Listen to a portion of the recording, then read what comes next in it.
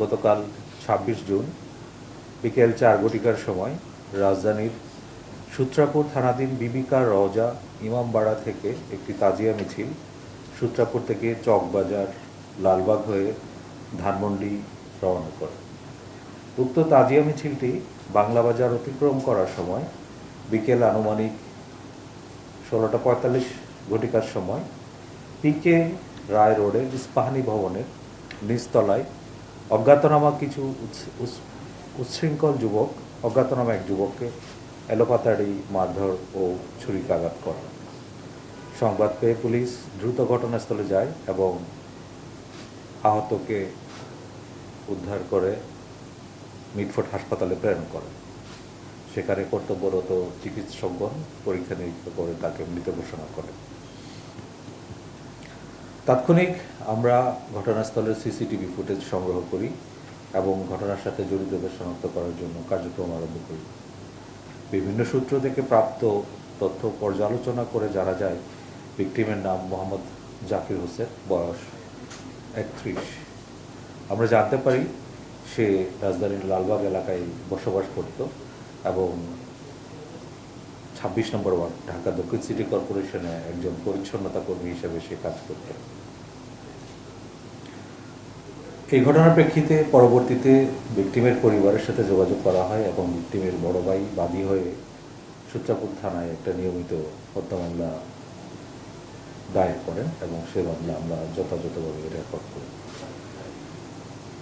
CCTV footage পর্যালোচনা করে আমরা দ্রুত অপরাধীদের গ্রেফতারের জন্য তৎপর হই এবং আমাদের একাধিক অপারেশন টিম ২৬ জুন রাত ঢাকা মহানগরের বিভিন্ন এলাকায়, বিশেষ করে গ্যান্ডারি এলাকায় অভিযান পরিচালনা করে এই ঘটনার সাথে প্রত্যক্ষভাবে জড়িত ৪ জনকে আমরা গ্রেফতার করতে সমর্থ হই।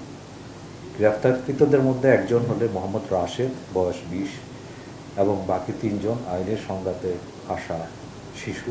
তারা হলো মোহাম্মদ আতিকুল ইসলাম শান্ত, বয়স ১৬, আরেকজন মোহাম্মদ হৃদয়, বয়স ১৫, আরেকজনের নাম মোহাম্মদ শিহাব মোল্লা, বয়স ১৫।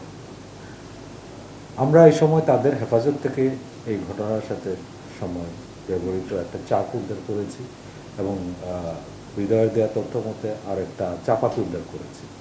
এছাড়া ঘটনার সিসিটিভি ফুটেজ পর্যালোচনা করে তাদের পরনে থাকা জামা, পরিধেয় বস্ত্র আমরা উদ্ধার করেছি এবং তারা আমাদেরকে প্রাথমিকভাবে এই ঘটনার সাথে তাদের জড়িত থাকার তথ্য স্বীকার করে আমরা গ্রেফতারকৃতদের নিকট প্রাপ্ত তথ্য এবং পারিপার্শ্বিক তথ্য বিশ্লেষণ করে জানা যায় ঘটনার যে মূল সূত্রপাত সেটা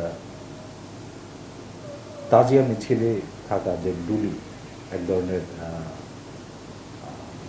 জাম বা যেটা তাজিয়া মিছিলে ব্যবহার করা হয়, তারা সেটা টেনে মিছিলের সাথে নিয়ে যায়। এই ডুলির রশি ধরাকে কেন্দ্র করে তাদের মধ্যে বাকবিতণ্ডা এবং হাতাহাতির ঘটনা ঘটে।